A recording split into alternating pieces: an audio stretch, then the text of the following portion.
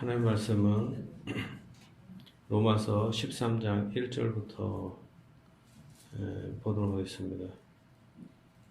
13장 1절부터 7절까지 우리 같이 읽어보겠습니다. 각 사람은 위에 있는 권세들에게 복종하라. 권세는 하나님으로부터 나지 않음이 없나니 모든 권세는 다 하나님께서 정하신 바라. 그러므로 권세를 거느리는 자는 하나님의 명을 거스림이니 거스린 자들은 심판을 자취하리라. 다스리는 자들은 선한 일에 대하여 두려움이 되지 않고 악한 일에 대하여 되나니 네가 권세를 두려워하지 아니하려느냐. 선을 행하라. 그리하면 그에게 칭찬을 받으리라. 그는 하나님의 사역자가 되어 네게 선을 베푸는 자니라. 그러나 네가 악을 행하거든 두려워하라. 그가 공연히 칼을 가지지 아니하였으니 곧 하나님의 사역자가 되어 악을 행하는 자에게 진노하심을 따라 보응하는 자니라. 그러므로 복종하지 아니할 수 없으니 진노 때문에 할 것이 아니라 양심을 따라 할 것이라. 너희가 조세를 바치는 것도 이로 말미암음이라. 그들이 하나님의 일꾼이 되어 바로 이 일에 항상 힘쓰느니라. 모든 자에게 줄 것을 주되 조세를 받을 자에게 조세를 바치고 관세를 받을 자에게 관세를 바치고 두려워할 자를 두려워하며 존경할 자를 존경하라. 이번 코로나 사태로 인해서 본문을 원래 창세기를 계속 해야 되는데 바꾸게 됐습니다. 원래는 순서대로 하는 걸 하고 또 특정한 상황 때문에 바꾸고 그런 사람이 아닌데 이번에는 여러분에게 이제 좀 더 하나님의 말씀이 뼛속 깊이 새겨지도록 본문을 특별히 이번엔 바꿔봤습니다. 많은 사람들이 특히 이제 우리나라 사람들이 정치 알레르기가 있어요. 그래서 교회에서 목사들이 정치 얘기를 하면 설교 시간에만큼은 그 얘기를 듣고 싶지 않아 해요. 그죠? 근데 여러분 명심해야 될 것은, 저도 어릴 땐 그렇게 생각했어요. 정치 얘기를 하면 안 되고, 교회는 하나님 말씀만 증거해야 된다. 그쵸? 맞는 얘기죠. 그러면 반대로, 하나님의 말씀 안에 세상 정치에 관한 얘기가 있으면은 해야 될 거 아닙니까? 그죠? 만약에 없으면 하지 말라라든가 하면은 하지 말아야 되지만 만약에 하나님의 말씀 안에 정치에 관한 얘기가 있으면 해야 돼요? 말아야 돼요? 해야 되는 것입니다. 그렇죠? 지금 읽은 이 본문은 구원에 관한 얘기예요? 아니면 정치에 관한 얘기예요? 정치에 관한 얘기예요. 하나님의 말씀이지만 뭐 우리의 영혼의 직접적인 구원이 아니라 일반 정치에 대한 얘기입니다. 우리 웨스트민스터 신앙고백 여러분이 세례받을 때 그리고 각 직분을 맡을 때 특히 안수집사, 시무장로의 선서를 하잖아요. 그렇죠? 그중에 어떤 선서를 웨스트민스터 신앙고백 대소요리문답을 신실하게 지키고 준수하고 가르칠 것을 맹세합니다. 이렇게 하고 여러분들이 직분을 맡아요. 그렇죠? 근데 거기에 웨스트민스터 신앙고백이 나오는데 그중에서 23장에 이렇게 나옵니다. 국가위정자. 신앙고백에 왜 국가에 대한 신앙고백이 있어요? 근데 여러분들이 모르죠, 그런 걸. 왜? 신앙고백을 공부한 적이 없으니까. 그리고 이거에 대해서 관심이 없으니까. 그러나 여러분 아셔야 됩니다. 우리 성경뿐만 아니라 신앙고백에서도 이것을 가르치고 준수할 것을 이게 나와요. 이게 맹세한 겁니다, 우리가 직분자가. 그러니까 목사가 이것을 가르쳐야 돼, 말아야 돼요. 가르쳐야 하는 것입니다. 물론 특정 정당이나 특정 사람을 지지한다거나 뭐 그런 식으로 문제가 있을 수 있죠. 견해가 다르니까. 그러나 가르칠 건 가르쳐야 됩니다. 웨스트민스터 신앙고백 23장 국가위정제 조항에 이렇게 나옵니다. 1항 1조죠. 온 세상의 최고의 주여 왕이신 하나님께서는 위정자들을 세우셔서 자기 아래 두시고 자기 자신의 영광과 공공의 유익을 위하여 백성을 다스리게 하셨으며 이 목적을 위하여 그들에게 무력을 허용하였으니 이는 선한 자들을 보호하고 격려하는 한편 악을 행하는 자들을 벌하기 위함이라. 위정자들을 하나님께서 세우셨다 이렇게 표현합니다. 그러니까 국가의 지도자들은 누가 세운 거예요? 하나님이 세우셨다. 여러분은 그거 아셔야 됩니다. 많은 사람들이 우리 특히 장로교에 대해서도 목사들이 그 문제가 있는데, 근데 여러분 아셔야 됩니다. 우리는 제세례파나 침례파가 아니에요. 우리는 영혼을 갖고 있는 존재일 뿐만 아니라 육체를 갖고 있는 이중적인 존재입니다. 그래서 우리는 두 가지 나라에 소속되어 있어요. 이건 매우 중요한 겁니다. 뭐냐면은 첫 번째 하나님 나라, 교회에 소속되어 있는 하나님 나라 백성이고, 또 두 번째는 세상 나라 백성인 거예요. 대한민국. 이 두 가지 신분을 동시에 갖고 있는 존재입니다. 그러면은 이 대한민국, 이 국가는 누가 세운 거예요? 하나님이 세운 겁니다. 이걸 믿어야 됩니다. 국가는 세상 나라다. 이거는 이단적인 사상인 거예요. 이단적인 사상. 국가도 하나님의 나라인 것입니다. 이게 하나님의 통치를 하고 있는 거예요. 영혼을 하나님의 나라, 교회가 이렇게 다, 교회를 통해서 하나님은 우리를 통치하시고, 국가, 정부를 통하여 우리를 통치하시는 것입니다. 많은 사람들이 이걸 몰라요. 목사가 교회만 하고, 이게 아니라 서로 협력 관계입니다. 국가와 교회가 서로 협력 관계고, 이게 뼈와 살, 뼈와 근육이 서로 연합된 것처럼 그런 관계입니다. 충돌되는 관계가 아니라 서로 보호하는 것입니다. 만약에 전쟁이 나요. 그럼 뭐예요? 기독교인들이 더 앞장서서 이게 전투에 나가야 됩니다. 국가를 위해서.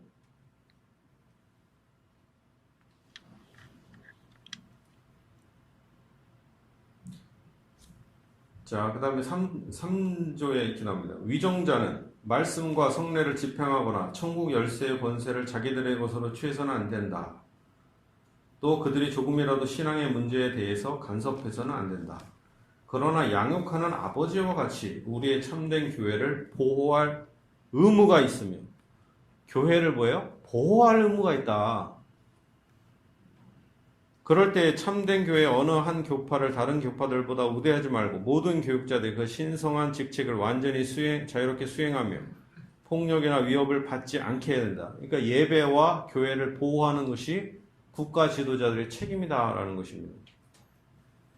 그리고 그리스도께서 자기의 교회 안에 일정한 치리 제도와 권징법을 제정하셨으므로 어떤 참된 교회든지 자발적인 교회원들이 그들의 신앙 고백과 신념에 따라 교회 규율을 시행할 때 국가의 법률이 간섭하거나 허락 또는 방해해서는 안 된다.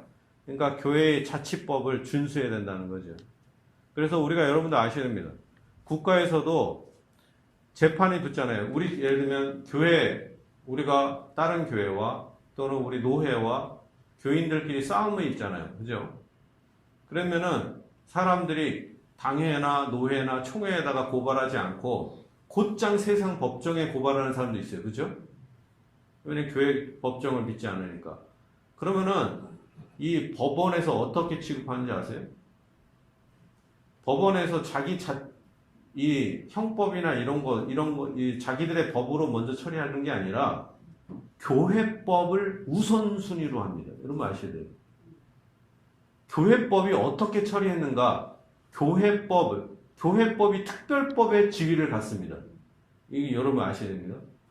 이게 교회법이 보통 중요한 게 아니에요. 그러니까 세상에 있는 일반적인 대법원이나 이렇게 소송을 가도 교회법에서 처리한 대로 웬만해서 하려고 해요. 그러니까 뭐예요? 국가가 교회법을 상당히 존중한다는 얘기입니다. 그러니까 분리된 게 아니라 여러분 아셔야 됩니다. 정부의 책임자들의 임무는 국민의 신체와 명예를 보호해서 신자나 불신자나 구실이 되어 어느 누가 다른 사람에게 모욕이나 폭행이나 학대나 상해를 가하는 것이 허락되지 않도록 효과적으로 처리하는 것이며 모든 종교 집회와 교회 집회를 아무 방해나 소란이 없이 개최하도록 적당한 보호를 행하는 것이다. 그러니까 교회의 예배를 보호하는 것도 국가의 책임인 것입니다. 만약에 여기서 어떤 사람이 소란을 피워요. 경찰에다가 말합니다. 그러면은 경찰이 잡아가요. 왜? 예배 방해죄가 되니까. 국가보범죄가 되는 거예요. 우리 사적 단체가 아니라, 왜냐면 이것은 종교의 자유를 침해하는, 그래서 국가가 보호합니다. 그러니까 교회와 국가가 별개의 단체가 아니에요, 여러분들. 4조에는 이렇게 말합니다. 그러면 교인들은 어떻게 되냐? 위정자들을 위하여 기도하고 그들의 인격을 존중해주며 조세와 그 밖의 공과금을 바치고 그들의 적법한 명령에 복종하고 양심을 위하여 그들의 고난에 복종하는 것은 백성들의 의무이다. 신앙생활을 하지 않거나 신봉하는 종교가 다르다고 해서 그 위정자의 정당하고 적법한 권위를 인정치 않거나 순종치 않아도 되는 것은 아니다. 종교가 달라도 예를 들면 문재인 대통령이 지금 천주교죠. 장인어른은 목사예요. 목사. 그러니까 그 대통령의 부인은 뭐예요? 목사 딸인 거죠. 근데 왜 목사의 사위가 천주교를 다니는지 참 안타까운 일이죠. 네. 안타까운 일이죠. 그렇지만 종교가 다르다고 해서 불복종하면 돼요, 안 돼? 안 된다.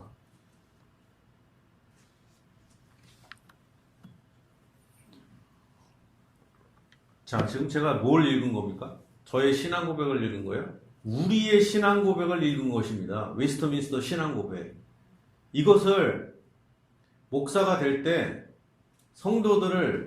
목사들이 이걸 지키고 준수하고 가르쳐서 성도들에게 힘써 가르칠 것을 맹세합니다.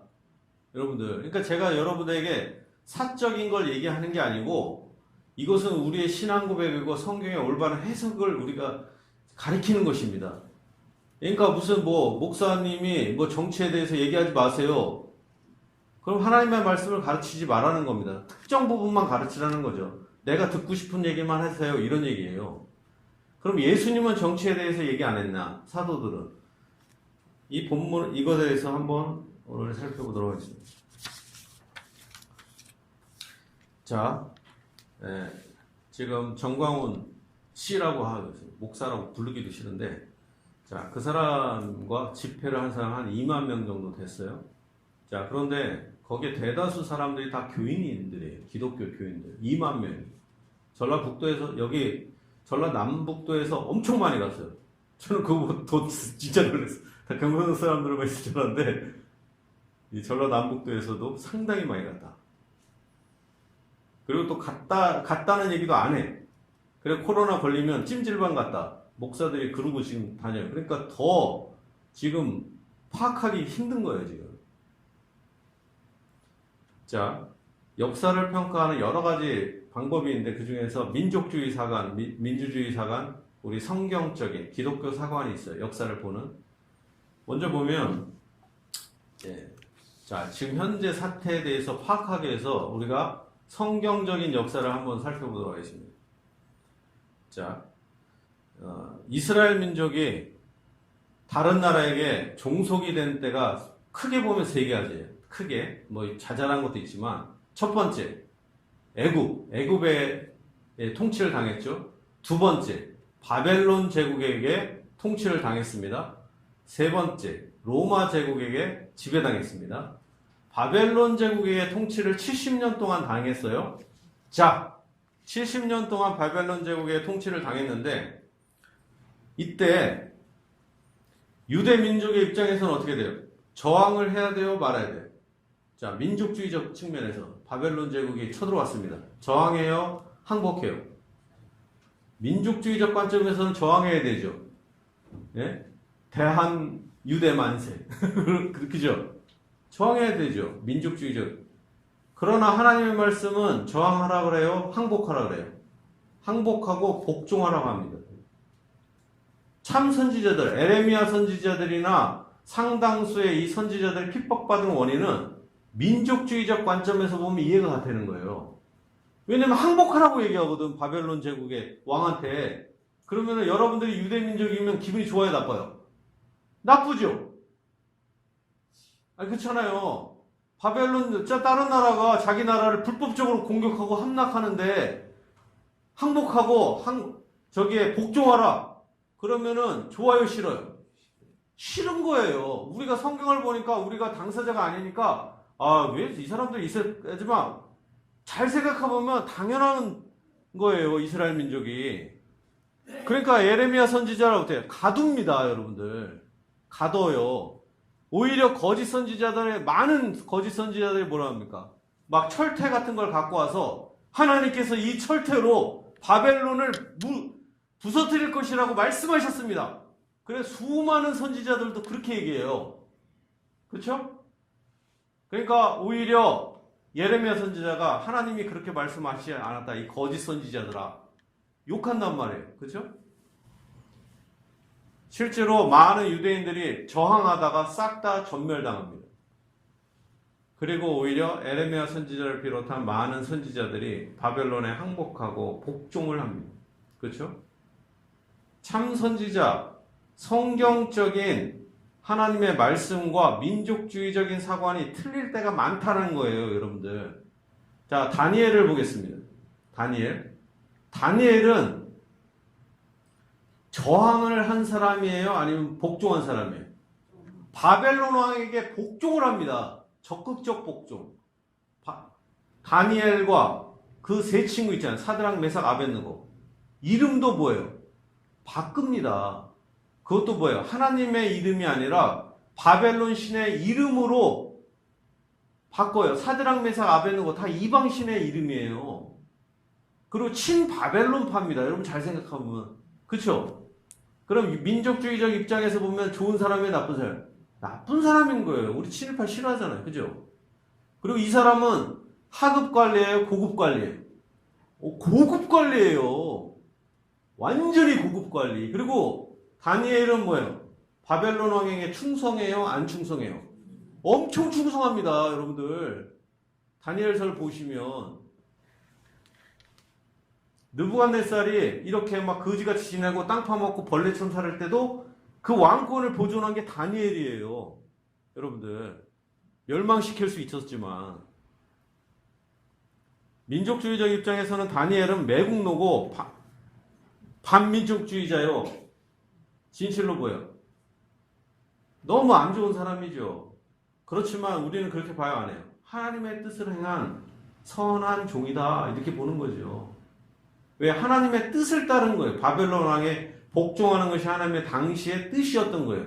그러니까 우리가 성경을 자꾸 보면은 이 정치적 상황을 아무것도 모르고 어떻게 저 사람도 이랬을까? 그 당시의 상황에 보면은 이해가 가요, 여러분들. 자, 지금 이해가 가죠? 민족주의적 입장에서 보니까, 그죠? 자, 결국에는 바벨론에서 포로된 백성을 끌고 온 것도 느헤미야도 그렇게 적국의 고위 관리예요, 다. 그렇죠? 민족주의자가 아니란 말이에요. 한마디로 외국에서 관리하다가 온 거네요. 왕의 술 따르는 관원 아니에요. 느헤미야. 그런 사람이 해방의 지도자가 된 겁니다. 자, 마찬가지로 예수님 당시 때 예수님과 사도들이 핍박받은 원인 중에 하나가 또 있어요. 뭐냐? 반유대적이기 때문에 반민족주의적이에요. 예수님 당시 때 로마 제국이 전 세계를, 그 서방 세계를 통치했습니다. 그렇죠? 유대 민족을 불법적으로 무력으로 점령한 거예요. 로마 제국이. 그렇죠? 세금을 누구한테 내요? 로마 황제에게 내야 됩니다. 좋아요, 나빠요? 나쁘죠? 민족주의적 입장에서는 어떻게 돼요? 로마 제국에 항거해야 돼요, 안 해야 돼요? 항거해야 되잖아요. 민족주의적 입장에서는 독립을 위해서, 유대 독립을 위해서 힘써야 되잖아요. 그렇죠? 예수님이 오시고 메시아가 오시면 로마 제국 타도해야 되잖아요. 민족주의적 입장에서. 그때 그 유대 민족주의자가 물어보잖아요. 예수님께. 뭘 물어봐요? 세금을 딱 그 돈을 들면서 세금을 가이사에게 바치는 것이 옳으니까 이렇게 물어보죠. 그건 뭡니까? 우리가 로마 제국이 복종하는 것이 하나님의 뜻입니까? 이거예요. 그렇죠? 근데 예수님 뭐라고 하셔요? 가이사의 것은 가이사에게, 하나님의 것은 하나님에게. 가이사의 통치권을 하나님께서 인정하셨다는 것입니다. 그러니까 유대 민족주의적 입장에서 좋아요, 싫어요? 싫죠. 예수님의 유대인의 왕이면 저항해야 될 거 아니에요. 유대 왕이라면 메시아가 오시면 막 저항하고 로마 제국을 타도하고 다윗처럼 골리앗 때려잡듯이 그렇게 해야 될 거 아닙니까? 근데 뭐예요? 가이사의 것은 가이사에게, 불법적으로 점령했다 하더라도 로마 황제에게 세금을 바치라는 겁니다. 얼마나 이게 통탄한 노릇이에요. 지금 우리가 읽은 본문도 마찬가지입니다. 그리고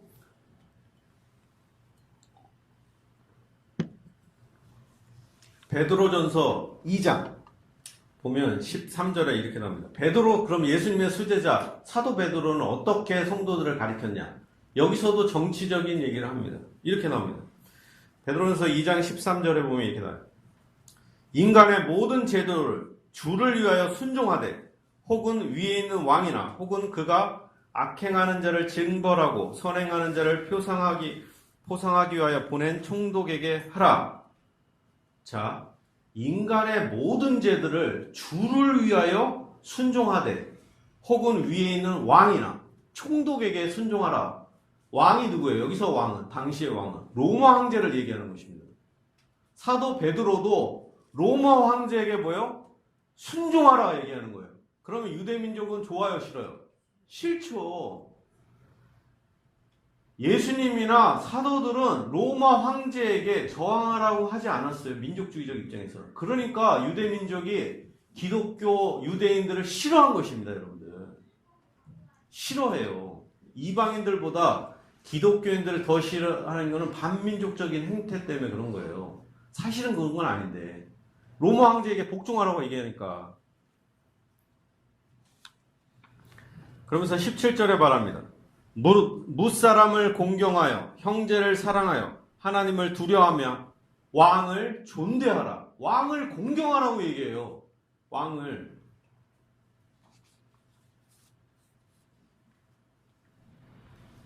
이거는 제가 말한 게 아니고 누가 말한 거예요?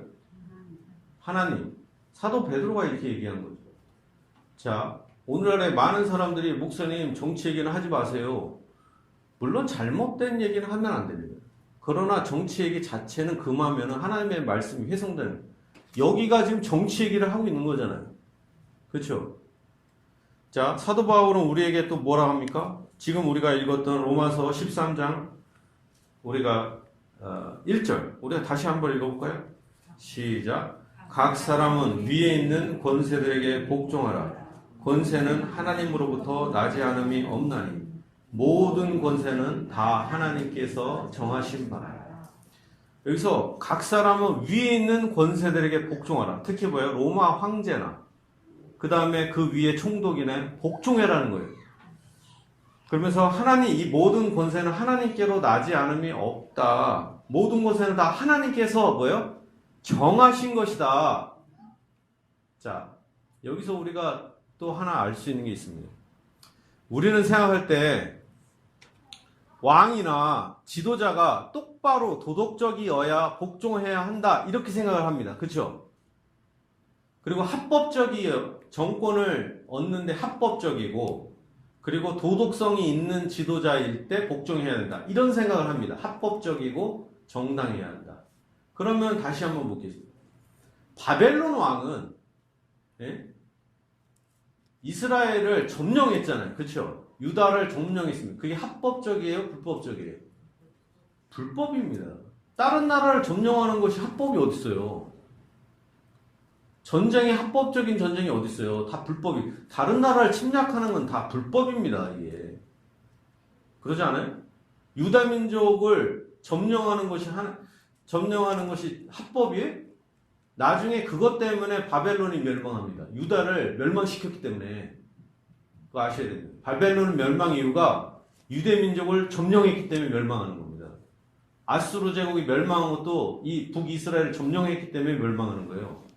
택한 백성을 건드렸기 때문에. 그래서 불법이에요. 그렇지만 불법이라도 하나님이 정하신 것입니다. 합법, 불법, 도덕성이 아니라 뭐예요? 하나님의 섭리와 작정 때문에 왕이 되는 것입니다.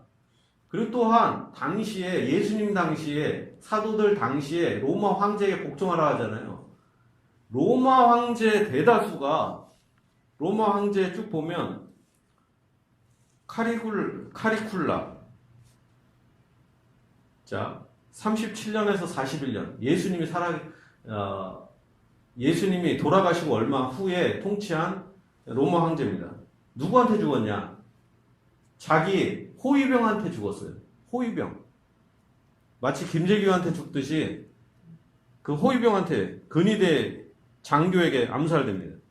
그 다음에 네로 황제 유명하죠. 기독교를 핍박한 54년에서 68년. 이 사람은 군부 반란, 군대가 쿠데타를 일으켜서 결국에는 자살합니다. 자살해요, 이 사람. 그 다음에 갈라 황제는 68년에서 69년. 이 사람도 군부의 신임을 잃고 나중에는 포로 이 로마노에 의해서 살해됩니다. 그 다음에 오토 황제도 내란을 진압하다가 실패해서 자살합니다. 자, 자기의 호위병한테 죽고 자살해서 죽고 계속 죽이고 새 황제가 될 때마다 자기 위에 있는 사람을 죽이고 이게 왕이 되는 거예요. 합법이에요, 불법이에요? 불법이죠. 그리고 로마 제국이 유대 민족을 점령하는 것이 합법적이에요, 불법적이에요? 불법적이에요. 불법적입니다. 불법적인데다가 이 왕위를 얻는데 합법이에요, 불법이에요? 불법이에요. 다 쿠데타로 된단 말이에요. 근데 그럼에도 불구하고 예수님과 사도들은 뭐라 합니까? 왕에게 복종하라. 왜 그래요? 합법, 불법, 그들의 도덕성 때문에 복종하라는 게 아니라 하나님의 섭리, 하나님께서 세우셨기 때문에 복종하라고 하는 것입니다. 우리의 생각과 달라요. 우리는 합법적이고 도덕적일 때 복종해야 된다는 유교적 사고방식이 있어요. 우리나라는 유교적 사고방식이. 유교적 사고방식이 아니라 하나님의 섭리는 다르다. 우리 기독교인들도 여러분들 우리의 생각을 하나님의 말씀에다가 맞춰야 합니다. 여러분들 하나님 말씀에 맞춰야 돼요.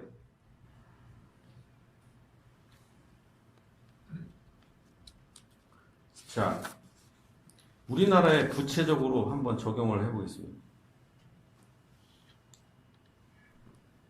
자, 뭐 다른 나라 하니까 뭐 그리고 성경 얘기하니까 막 너무 추상적이에요. 그러면 이 말씀이 우리에게 적용이 돼야 될 거 아니에요. 자, 우리나라가 있습니다. 우리나라가 원래 이름은 조선이죠. 조선이 이제 대한제국으로 바꿨어요. 우리도 황제나라. 그래서 마지막 황제이면서 처음 황제, 고종 황제. 한 번 하고 말아. 이 고종 황제가 일본과 이렇게 한일 합방 조약을 체결하죠. 고종은 자기가 원하지 않고 어쩌고 했지만 고종이 허락하에 한 것입니다. 그래놓고 무슨 이완용이나 이런 을사오적 이 사람들한테 책임을 치지만 군주국가에서 책임은 누가 져야 돼요? 고종이 져야 되는 것입니다. 뭐 비겁하게 나는 몰랐다. 아니에요. 국세가 고종이 찍은 거예요, 여러분들. 이게 비겁하게 빌라도가 죄가 있어요, 없어요? 나는 죄가 없다? 자기가 재판을 한 겁니다. 고종이. 비겁한 얘기예요. 다 이완용이나 이런 사람들한테 다 뒤집어 씌우는데 불쌍한 왕이 아니고 비겁한 왕이에요. 나는 이걸 찍을 수 없다. 그리고 목숨을 걸고 투쟁했어 봐요. 그럼 우리나라 바뀌었습니다. 자, 합법, 이게 빼앗긴 것도 아니에요. 준 겁니다, 여러분들. 이게 합방을 하면서, 물론 강압이 있었다 하더라도 조약을 체결한 것입니다. 이게 문서로 도장을 찍어서. 이런 나라가 어디 있어요? 전 세계 역사에 이런 나라도 없어요. 얼마나 수치스러운 나라입니까? 오히려 백성들이 저항을 해요. 얼마나 이게 부끄러운 일이에요. 자, 그러면 민족주의적 사관에서 보면 독립운동이 좋은 거예요, 나쁜 거예요? 좋은 거죠. 대한독립 만세, 그렇죠? 3.1운동도 하고 좋은 일이죠. 자, 그러면 반대로 그럼 일제시대 때 요즘은 이게 타자를 치려고 하는데 놀라운 게 하나 있습니다. 제가 진짜 놀랐는데 뭐냐면 이게 컴퓨터로 여러분도 한번 쳐보세요. 이렇게 타자를 한글 그 워드에다가 일제시대 딱 이렇게 치잖아요. 안 쳐져요. 그럼 어떻게 치는지 아세요? 자동으로 바뀝니다. 일제강점기. 프로그램이 그렇게 바뀌어 있어요. 누가 만들었는지 일제시대가 안 쳐지고 일제강점기라는 단어로 바뀌었어요. 와, 진짜 대단합니다. 하여간 일제시대, 일제강점기 시대에 자, 만약에 군인이 되고 경찰이 되고 판사가 되고 검사가 되고 장관이 되는 사람들이 있다 쳐요. 자, 그러면 이것은 민족주의적 관점에서 좋은 거예요, 나쁜 거예요? 나쁜 거죠. 그러나 우리가 성경적인 관점에서 보면 할 수 있어요, 없어요? 할 수 있는 것입니다. 여러분들 이거에 대해서 명확하게 갖고 있어야 돼요, 여러분들. 일제시대 때 군인이 될 수 있고 경찰이 될 수 있고 교사가 될 수 있고 될 수 있습니다. 문제는 나쁜 짓을 했냐 안 했냐가 핵심이죠. 나쁜 짓을 했냐 안 했냐. 예?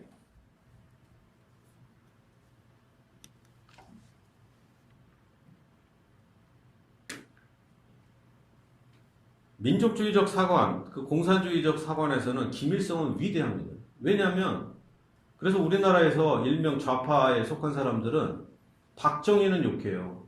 박정희 대통령, 그죠? 왜? 일제시대 때 일본군 장교를 했으니까. 그런데 김일성 장군님은, 그죠? 장군님이지. 장군이라고 했으니까. 그런데 항일투사예요. 항일투사. 빨치산하면서, 굶으면서. 그리고 거기에 동지들이 대단했어요. 항일투사. 박정희 대통령은 한 게 없어요. 일제시대 때. 그냥 일본군 장교만 하다가 한 거예요. 백선엽 장군도. 자, 그러면 잘 생각해보세요. 공산주의라든가 민족주의적 사관에서 보면 박정희 대통령이 더 좋아요? 김일성 장군님이 더 좋아요? 김일성 장군님이 민족주의적 사관에서는 민족주의적 사관, 예, 끝난 게 아닙니다. 훨씬 더 좋아 보이죠? 그렇죠? 그래서 민족주의 진영이나 이런 사람들은 박정희는 죽일 놈이고, 예? 김일성은 위대한 사람으로 생각해요. 이게 그러나 진짜 그런가요? 진짜 그런가? 그러나 성경적인 사관에서는 그렇지 않죠. 성경적인 사관에서는 이제 해방 이후를 보겠습니다. 해방 이후에 보면은 어때요? 박정희 대통령은 비록 친일파라 하더라도 백선엽 장군은 친일파 장교였죠. 그렇지만 어때요? 대한민국 군대에서 낙동강 전선을 공산군에게서 지킨 것입니다. 목숨을 걸고. 위대한 장군이죠. 물론 박정희 대통령은 또 나중에 얘기하겠지만 백선엽 장군 같은 경우는 자기가 친일 때 일제시대 때 장교한 걸 좀 부끄러워합니다. 그렇지만 이 낙동강 전선이나 6.25 전쟁에서 위대한 일을 한 겁니다. 그리고 북한에 조선인민군에 19만 명인데 그 중에서 우리나라에 쳐들어온 이 군대에 독립군 부대가 있어요. 몇만 명. 2만 명이 우리나라에 독립군 부대가 쳐들어옵니다. 그러면 잘 생각해보세요. 그 중에 한 부대가 있는데 그 사람이 김원봉이 이끄는 부대예요. 그렇지만 그 많은 조선 독립군 부대가 북한군 이름으로 왔기 때문에 그래서 우리 처음 이렇게 전쟁했을 때 우리가 밀리게 된 건 뭐냐? 2만 명이 전투 경험이 있는 빨치산 경험이 있는 독립군 부대가 참전을 했기 때문에 우리가 처음에 밀리게 된 거예요. 압도적으로. 우리는 전쟁 경험은 없으니까. 그 사람들은 독립군이니까 얼마나 전쟁을 잘했겠어요. 그렇지만 분명한 것은 그 조선 독립군은 우리가 해방 이전에는 우리 편이지만 이후에는 적인 것입니다. 여러분 분명히 생각해야 돼요. 제가 문재인 대통령이 참 훌륭한 것도 많은데 지난 현충일 축사에서 우리 국군을 죽이고 적이었던 김원봉에 대해서 역사적 재평가를 한다. 그럼 비판받아야 됩니다. 왜냐면 김원봉 씨는 독립군으로서 위대했어요. 그렇지만 조선인민군 국군을 죽인 원흉이란 말, 우리의 적입니다. 근데 현충일이 무슨 날이에요? 국군 이 전사자들을 이렇게 위문하고 다시 순국선열들에 대해서 묵념하고 감사하는 날이 현충이라니. 근데 생뚱맞게 김원봉, 예? 이 공산주의의 이 사람을 재평가해야 된다. 이건 좀 잘못된 거죠. 만약에 광복절 했으면 좀 다를 수 있어요. 왜냐면 비록 북한군이라도 독립 자체를 위해서 투쟁했으니까 위대하다고는 얘기할 수 있잖아요. 그렇지만 우리 입장에서는 그렇게 쉽게 말할 수는 있는 건 아니에요. 그러면은 김일성은 어때요? 독립민족주의적 입장에서는 위대할 수 있어도 성경적인 입장에서는 우리의 주적인 것입니다. 우리의 주적이에요. 공산주의는. 그러나 민족주의적 입장에서는 그게 아니에요. 남북한이 어떤 것과 상관없이 무조건 통일이 돼야 된다. 기독교 다 필요 없고 적화가 돼도 상관없이 통일이 된다. 그걸 막는 게 바로 뭐예요? 미국과 기독교다. 교회다. 이렇게 생각을 하는 거죠. 그거는 이제 잘못된 것입니다.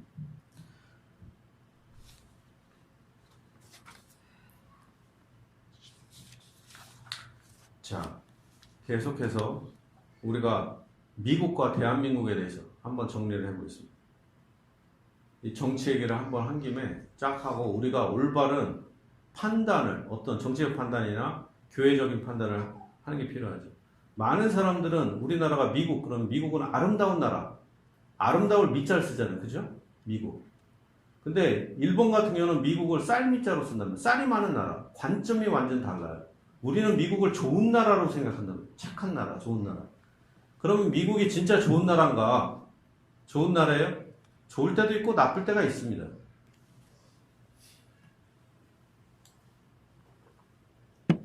중국이 우리에게 좋은 나라예요, 나쁜 나라예요? 좋을 때도 있고 나쁠 때도 있는 거예요. 나라가 좋은 나라, 나쁜 나라가 어디 있어요? 우리를 도와주면 좋은 나라고 과거에는 좋았다가 오늘 우리를 공격하면 나쁜 나라가 되는 거예요. 계속 싫다가 오늘 우리에게 도와주면 우리 좋은 나라가 되는 거예요. 미국은 그러면은 과거에는 좋을 때도 있고 나쁠 때가 있었는데 나쁠 때. 자, 가스라 테프트 미략. 이 어그리드 메모랜덤이라는 유명한 게 있습니다. 일본이 우리나라를 점령하기 전에 조선이 독립을 하고 있을 때, 자주권을 회복하고 있을 때 미국의 루즈벨트라는 대통령이 있습니다. 이 대통령이 우리나라에 대한 평가를 어떻게 했냐? 어떻게 했을 것 같아요? 조선은 일본의 식민지가 되어야 한다. 이거는 일관된 미국의 정책이었습니다. 이거 아셔야 됩니다. 루즈벨트 대통령뿐만 아니라 미국의 관리들과 대다수 몇십 년 동안 미국의 기본적인 정책은 조선은 일본의 식민지가 되어야 한다. 뿐만 아니라 그러면은 미국은 어떠냐? 미국은 착한 나라냐? 필리핀에 대해서 식민지를 했던 거예요. 식민지. 필리핀이 미국의 식민지였어요. 그러니까 서로 간에 타치하지 말자. 우리는 필리핀, 너는 조선. 나눠먹기 한 게 가스라 테프트 이 조약이죠. 조약이라기보다는 그냥 메모예요. 대화인데 실제로 기본적 정책이 이렇습니다. 그리고 나서 그거에 기반해서 조선이 미국과 이런 관계를 맺고 미국의 허락을 받고 영국과 조약을 맺으면서 조선이 미국에게 일본에게 넘어간 겁니다. 이거는 일본만 나쁜 게 아니고 이 주변 나라가 다 허용한 거예요. 러시아도 우리를 일본이 점령하는 걸 허용한 것입니다. 다 일본만 나쁜 게 아니에요. 그때 당시 상황이 그런 거예요. 우리는 몰랐다. 아닙니다. 이거 객관적인 기록에 나와요, 이게. 전 미국을 나쁘다 이런 게 아니에요. 과거에 그랬었다. 자, 그 다음에 하나 신기한 게 있습니다. 전 세계 2차 대전을 두 나라가 일으켰죠. 일본과 독일이 일으켰습니다. 그렇죠? 그러면 독일이 패전을 했어요. 독일이 패전한 다음에 그 나라에 대한 벌로 어떻게 했습니까?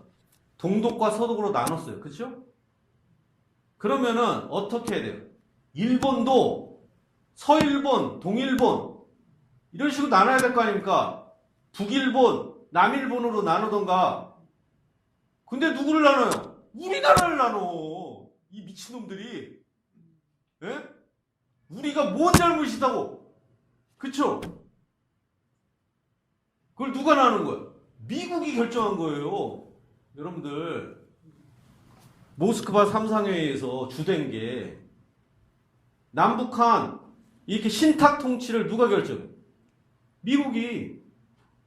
이거는 사실입니다. 제가 반미주의자가 아니라 이게 객관적 사실이에요. 그러니까 이 민족주의 진영은 미국을 싫어하는 거예요. 그래서 아니 일본을 나눠야지 왜 우리나라를 나눠? 우리나라를 뭔 잘못이 있는 일본 놈들을 나눠야지. 독일처럼. 예? 우리 불쌍한 나라. 얼마나 불쌍해 이게. 이 나쁜 이 일본을 이렇게 나눠야 되는데 진짜 어이가 없죠. 그리고 우리나라를 나눠 갖는 소련과 우리나라가 나눠 갔잖아요. 나눠 갔는데 어떻게 나눠 갔냐면 맨 처음에 일본이 이 오키나와나 이런 데서 막 가미가제 하면서 미국에게 몇십만 명을 죽인 거예요. 그러니까 일본이 너무 이게 이 본토 상륙을 못 하는 거예요. 너무 무서운 거예요. 많은 사람이 죽으니까. 그리고 일본 그 만주나 이런 북한 지역에 너무 일본 군대가 센 거예요. 센 거라고 생각한 거예요. 이게. 그러니까 미국이 생각한 거죠. 야, 이거 우리가 하면 안 되겠다. 그래서 소련을 끌어들인 겁니다. 니네들이 빨리 같이 와서 이렇게 북만주와 북한으로 빨리 이렇게 일본군 쳐들어와라. 그러니까 소련이 미적미적해요. 그러다가 일본에게 핵폭탄 2발을 미국이 딱 쏩니다. 그러고 나니까 딱 보니까 일본이 완전히 이제 질 것 같거든요. 그러니까 그때 마지막 밥숟가락을 싹 얹은 게 소련입니다. 전쟁도 거의 하지도 않아요. 그래놓고 잽싸게 어디까지 오냐면 북한 38선 2부까지 빡 온 게 소련이에요. 제일 먼저. 갑자기. 그러니까 미국이 당황해갖고 일본에 있는 미 23가 그 사단이 갑자기 우리나라에 이게 주둔하게 된 겁니다. 그래놓고 소련은 벌써 계획이 있어서 거기에다 탱크, 장갑차, 뭐 비행기 그리고 수많은 군사 훈련을 다 시켜서 조선인민군을 어마어마한 군대로 만들어놔요. 근데 미국은 우리나라에 대해서 별로 관심이 없었어요. 그때까지만 해도. 여러분 아셔야 됩니다. 자, 북한과 남한에 미군이 주둔해도 그때까지도 관심이 없었어요. 미국이 그때까지도. 여러분 아셔야 됩니다. 메가더 장군이 우리가 위대하다고 생각하지만 메가더 장군이 어떤 얘기를 하냐면 우리의 관심은 일본이다. 한국은 여기에 보호할 가치가 없다. 처음에 그렇게 얘기했어요. 메가더 장군이. 왜냐면 메가더 장군이 일본 주둔군 사령관이었거든. 주둔군 사령관이기 때문에 우리나라에 관심이 없었어요. 메가더 장군이. 그 위대한. 그리고 미국의 애치슨이라는 사람이 딱 긋니다. 미국이 방어막이 어디까지냐. 애치슨 라인을 딱 긋는데 한반도가 제외돼요. 한반도가 제외되고 미군이 철수합니다. 여러분들. 미군이 철수해요. 그리고 한국이 이승만 대통령의 이런 분들이 미국에게 원조 달라고 그러는데 안 줘요. 그 정보가 북한에 다 갑니다. 그럼 뭐야? 미국이 버린 거죠. 볼 때. 버린 거죠. 그죠? 그렇게 판단을 했어요. 그래서 쳐들어옵니다. 근데 희한한 일이 있어요. 이때부터 미국이 갑자기 관심이 없던 남한에 대해서 관심을 해요. 그리고 유엔군이 갑자기 옵니다. 이게. 그리고 희한한 건 뭐냐면 소련이 갑자기 발을 쓱 빼요. 소련이 발을 뺍니다. 나중에 스탈린이 발 뺀 이유에 대해서 얘기해요. 공산군이 서울을 3일 동안 점령하고 전진을 안 했어요. 그게 미스테리인데 나중에 밝혀졌어요. 북한군 애들이 3일 서울에서 잽싸게 북한까지 가면 금세 가잖아요. 안 가. 서울에서 3일 동안 있었습니다. 왜 안 갔냐? 소련이 무기나 이런 모든 걸 공급을 안 해준 겁니다. 딱 3일치밖에 없었던 거예요. 왜 안 줬냐? 스탈린은 중국이랑 당시 경쟁을 하고 있어요. 중국이랑. 모택동이랑 사이가 안 좋아. 그러니까 북한군이 남한을 다 점령하기를 원하지 않고 미국이 이렇게 딱 다시 반격하기를 원했습니다. 그래서 놀라운 것은 뭐냐면 유엔군 참전을 그래서 할 수가 있게 된 거예요. 원래 유엔군 참전을 하려면 미국, 영국, 소련 하면서 소련도 찬성을 해야 이렇게 찬성을 해야 올 수가 있어요. 유엔군 참전을 하려면. 근데 소련이 일부러 참석을 안 합니다. 왜? 미국과 유엔군이 이게 전쟁에 참여하도록. 그럼 왜 소련은 이 유엔군을 참전하기를 원했느냐? 왜 원했어요? 중국이 참전해서 여기서 국방력을 낭비하기를 원한 거예요. 그래서 소련을 의지하도록. 이게 다 시나리오에 다 있어요. 제가 이게 소설을 얘기한 게 아니라 실제로 역사적 사실입니다. 저도 막 소설 같은 거 쓰는 거 되게 싫어해요. 자, 과거는 미국이 좋아요, 나빠요? 나쁘지. 왜 우리에게 그런 식으로 행동을 하나?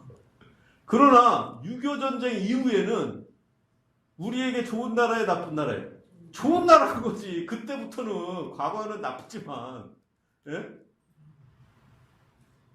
그리고 놀라운 건 뭐냐면 소련이 북한군을 현대화하고 막 무기를 다 줬잖아요. 그러면서 철수를 합니다. 그러면서 남한에 있는 미군도 철수하게 해요. 둘 다 철수를 했죠. 그렇죠? 그러면 생각해보세요. 둘 다 미군도 철수하고 했으니까 가만히 놔두면 어떻게 돼요? 유엔군이 참전을 안 하면 어떻게 됐을까요? 우리나라는 공산화됐죠. 그렇죠? 민족주의적인 사람들과 공산주의 사람들은 이거를 원하는 것입니다. 공산화되는 걸 원하죠. 그래서 그들이 존경하는 게 누구예요? 모택동, 김일성, 그리고 베트남의 호치민. 호치민도 뭐예요? 공산주의자잖아요. 베트남이 공산화됐습니다. 근데 뭐예요? 우리나라는 하나님의 놀라운 섭리로 공산화가 안 된 유일한 나라인 거예요. 이 동남아시아에 전쟁을 하고 나서 다 공산화됐는데 뭐예요? 이거는 하나님의 놀라운 섭리로 봐야 하는 것입니다. 비록 친일파 장교라 하더라도 우리 국군을 위해서 용감하게 싸웠던 박정희와 또한 백선엽 장군, 그 외에 뭐 최명신 장군이나 그런 놀라운 장군들은 국가를 위해서 목숨을 바친 사람들입니다. 그리고 미국도 판단을 해요. 우리나라에 그러면은 소련이 다 진주하게 할 수 있잖아요. 신탁 통치를 소련이 다 할 수 있잖아요. 그럼 통일이 되잖아요. 싸울 필요도 없이. 그래야 안 그래요? 그럴 수 있죠. 아니 그냥 한 나라에게 맡기는 거예요. 그냥 소련한테. 그런데 왜 미국은 굳이 남한에 왔을까요? 왜? 이게 바로 하나님의 섭리예요. 좀 무관심하면서도 왜 왔냐면 우리나라 사람들이 근본적으로 어떤 생각이 있냐면 공산주의를 좋아하는 민족이에요. 우리 민족 자체가. 그래서 이승만 때 남나당원이나 여수 반란, 여기만 반란한 게 아니라 전국에 수많은 사람들이 공산주의 사상을 가진 사람이 가득했어요. 이 남쪽에도 가득했어요. 군대에도 가득하고. 그거를 척결한 사람이 또한 박정희예요. 사실은 군대 6.25 전쟁 전에 박정희 이 대통령이 자기의 좌익 그 혐의자들을 싹 다 고발해서 군대에 이 좌익이 없어졌기 때문에 국군이 전쟁을 제대로 할 수 있었지. 만약 박정희가 그때 남노당원이나 이런 사람을 말하지 않았으면 우리는 이 간첩들로 인해서 적화됐을 겁니다.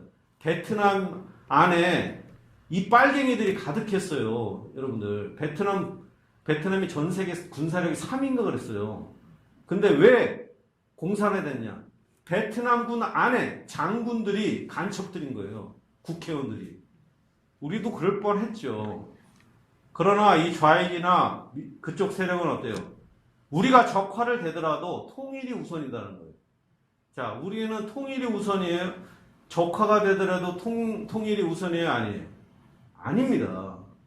우리는 비록 분단이 된다 하더라도 예배의 자유, 하나님을 섬길 자유가 있는 이 대한민국 민주주의 사회를 원하는 것입니다. 비록 미국이 과거에는 나빴어요. 그렇지만 우리 교회를 지키고 공산주의 세력부터 우리를 지켰기 때문에 우리는 고마워하고 우리는 미국과 동맹을 해야 하는 것입니다. 이게 현실적인 이유로. 예? 현실적인 이유로. 그리고 사실은 그래요. 북한이 우리가 김대중 대통령, 노무현, 그 다음에 문재인 대통령이 어떤 정책을 펴요? 햇볕 정책을 피죠.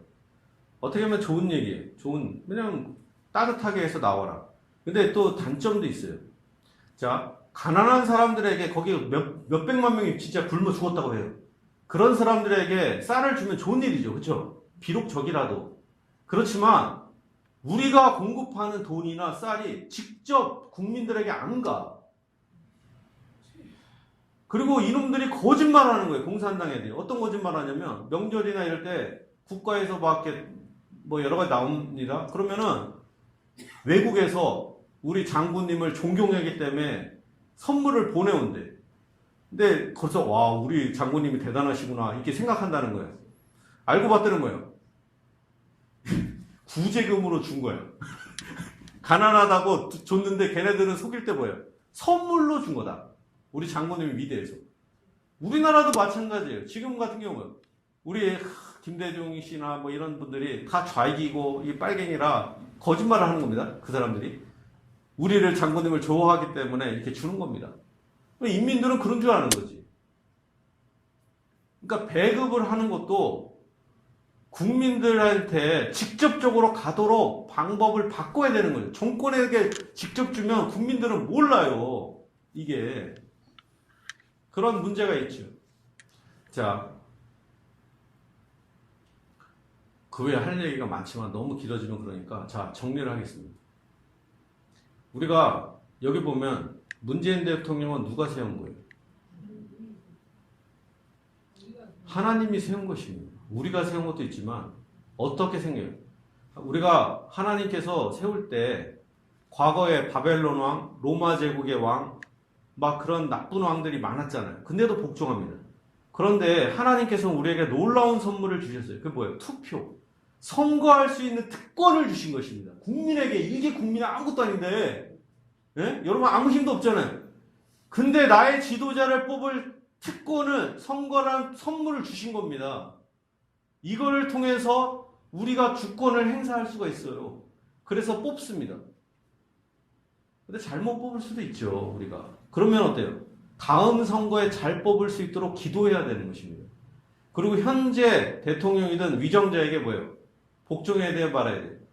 복종을 해야 됩니다. 여러분들, 누가 세웠어요? 하나님께서 세우셨어요. 그래서 여러분들 그거 아셔야 됩니다. 내가 원하는 당의 사람이나 내가 원하지 않는 사람이라도 비록 이 사람이 도덕성이 좀 부족함이 있어도 여러분들 어때요? 복종을 하고 존경을 해야 합니다. 왜? 하나님이 세우셨으니까. 하나님이 구약시대, 예수님 당시 때 불법적이고 악한 인간들에게도 복종하라고 하셨는데 하물며 그렇게 나쁜 놈도 아니잖아요. 예? 여기 우리가 정광훈이나 이런 사람들이 문재인 대통령이나 이런 분들한테 이 새끼 저 새끼 하면서 공산주의자고 빨갱이라고. 여러분들 이거는 보통 심각한 게 아닙니다. 여러분 생각해보세요. 노무현 대통령이나 문재인 대통령이 뭔 출신? 군대를 갔다 왔어요, 안 갔어요? 갔다 왔어요. 무슨 출신이에요? 육군 병장 출신입니다. 몇 년? 그때는 3년입니다. 여러분 옛날에 군대가 쉬워요? 죽는 사람 많습니다. 문재인 대통령은 어떤 사람이에요? 특전사 출신이에요. 그럼 특전사 사람들은 빨갱이를 특전사로 받은 거예요, 그럼?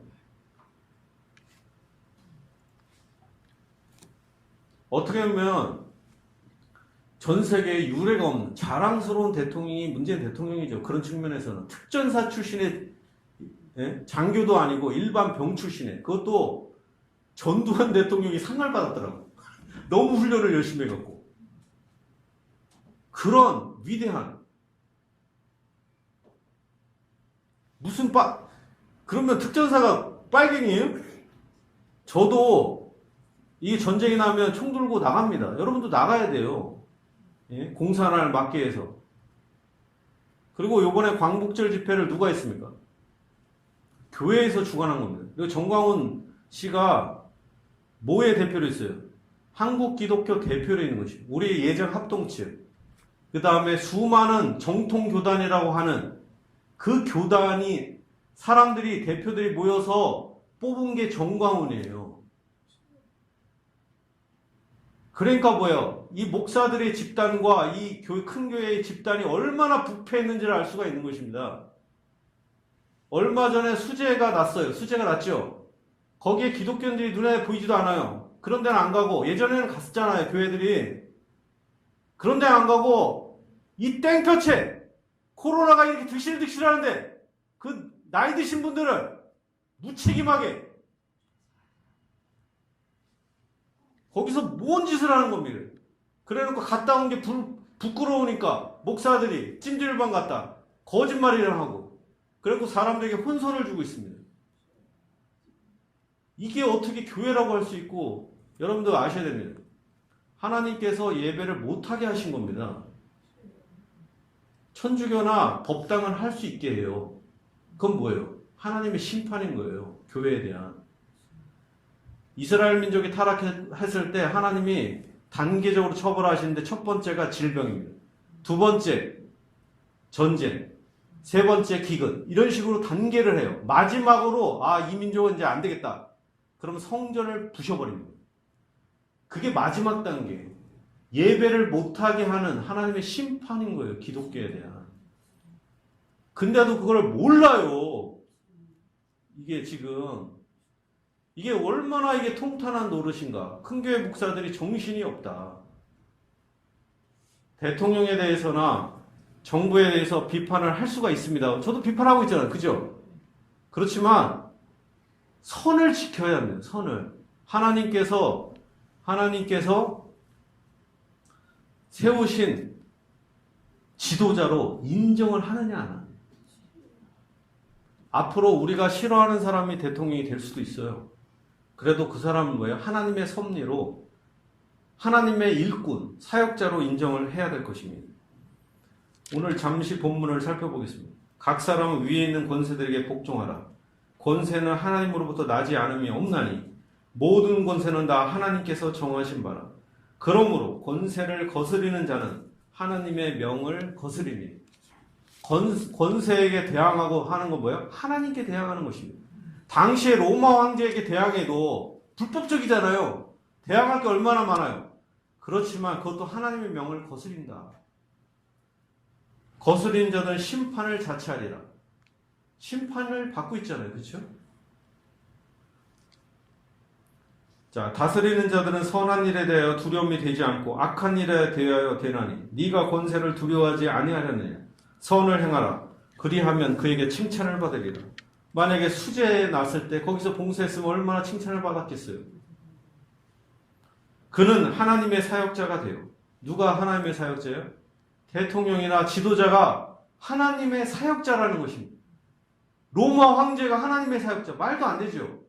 그렇지만 하나님의 사역자라고 사도 바울이 말합니다. 문재인 대통령도 뭐예요? 여러분의 생각과 안 맞아도 누구예요? 하나님의 사역자다. 하나님의 사역자가 되어 네게 선을 베푸는 자니라. 그러나 네가 악을 행하거든 두려워하라.